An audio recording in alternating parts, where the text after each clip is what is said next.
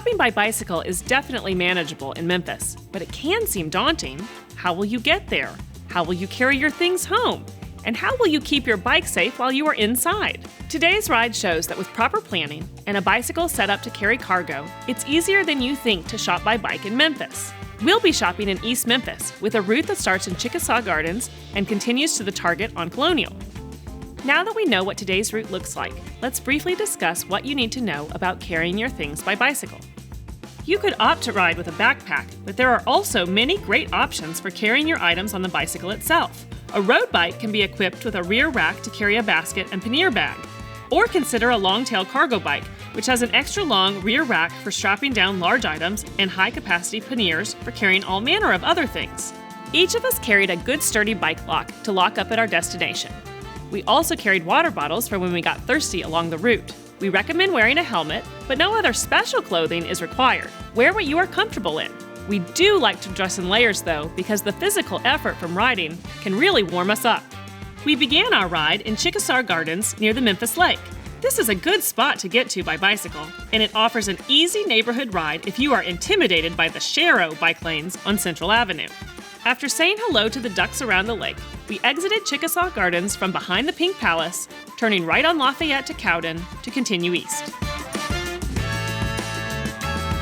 Going south on Greer took us across Central.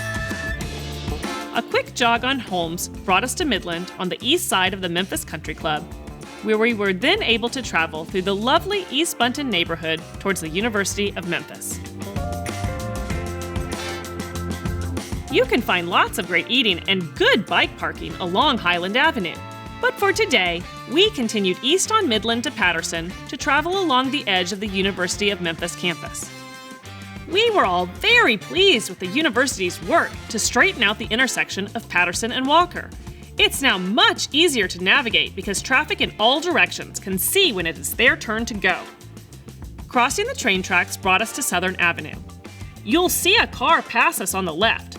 By riding big in our lane, which means confidently and not too far to the right, we forced the car to cross the double yellow line in order to pass us.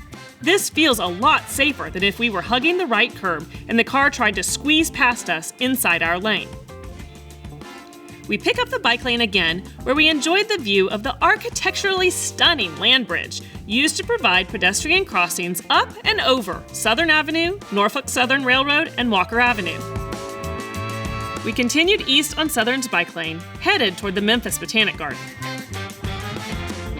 We merged left to prepare for the intersection at Goodlet because we lose the bike lane for a moment.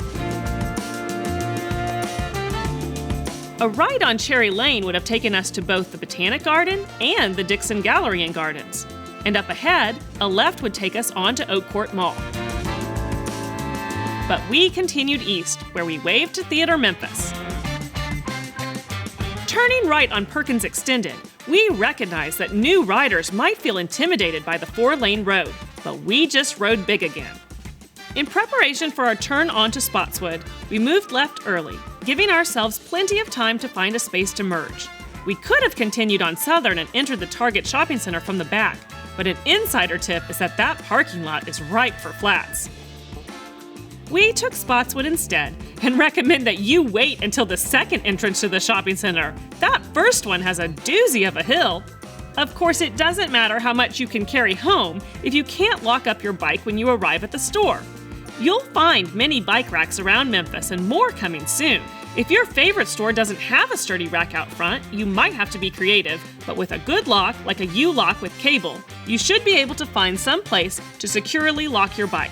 And don't hesitate to mention to the manager of your favorite store or lunch spot that you would like to see a bike rack at their establishment in the future.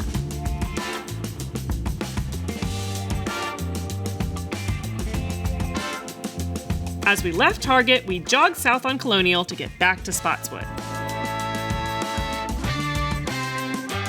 At Mendenhall, we could grab lunch at Gus's Fried Chicken. Continuing to the light at Carnes and Mendenhall, we turned left to approach Kroger from the back. Remember that cargo bike? It's perfect for runs to Home Depot. This cut-through on Truce Parkway gave us a great way to cross Poplar with a light. Then we had easy access to Whole Foods, Ben & Jerry's, the Malco Movie Theater, and more. Continuing on, we rolled through to Sanderland with many more great food choices and another Kroger. We hope that today's ride shows you that you too could shop by bicycle in East Memphis. You won't want to ride on Poplar, but with careful planning, you should be able to find plenty of neighborhood streets to get you there. We hope we'll see you out shopping by bicycle soon.